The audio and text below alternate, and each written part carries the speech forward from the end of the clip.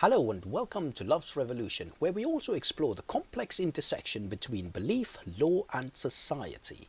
I'm your host Kunal, and today we're diving into one of the most controversial and thought-provoking topics of our time. Should religion be regulated? And if so, what does that mean for religious freedom? Now stay with me, because this goes beyond just theology. This is about governance, international development, accountability, and the rights of both believers and institutions. Let's start with the basics. The right to freedom of religion or belief is a fundamental human right, enshrined in documents like the Universal Declaration on Human Rights and also echoed in national constitutions across the world. But here's the tension. As with any freedom, religion doesn't exist in a vacuum. When religious practices impact public life, think education, health, or finance, governments inevitably get involved. And that's where regulation creeps in. Now, some of you might be asking, where does Agenda 2030 come into this? The UN's Agenda 2030 for Sustainable Development isn't about regulating faith per se, but it does emphasize building institutions that are accountable, inclusive, and just. That includes all institutions, governmental, corporate, and yes, even religious.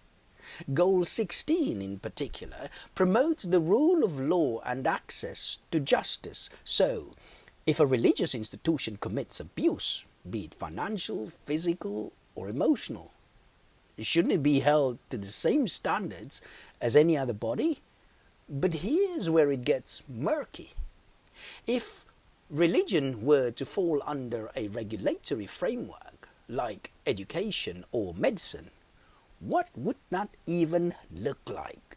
Would ministers, imams, rabbis or monks need formal training, licensing and continuing education?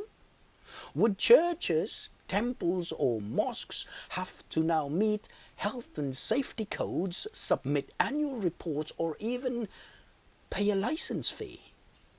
And who sets these standards? A secular government? An interfaith committee, an international NGO? And here's a critical question. If a follower or client, if we use regulatory language, has a grievance against a religious leader or institution, what remedy should they expect? Financial compensation? A public apology? Or the deregistration of the religious body or the minister or a pastor? Would this empower the vulnerable or silence religious expression?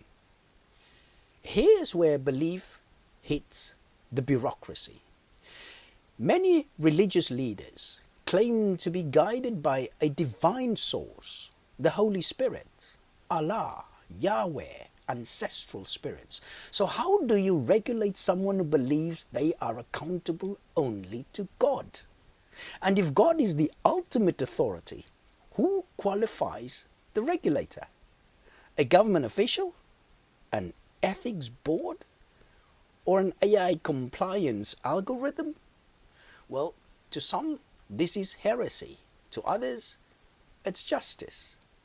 Let's not forget, we're not talking about one religion here. A single regulatory framework would have to cover Catholics and Charismatics, Sunni and Shias, Orthodox Jews and Reformists, Buddhists and Brahmins, traditional healers and televangelists. Can one law cover them all fairly? Would it focus only on organizational transparency and financial accountability? Or start regulating doctrine, sermons, and rituals? And if we go there, is that freedom of religion or state-approved religion? So what should we be regulating, if anything? The use of donations? The handling of abuse claims? the qualification of those who claim spiritual authority? The debate is far from over. But in a world striving for both freedom and accountability, we must ask, can religion remain sacred and still be subjected to scrutiny? I'm Cornell, and this has been Love's Revolution. Thanks for listening. Let's keep questioning. Let's keep seeking.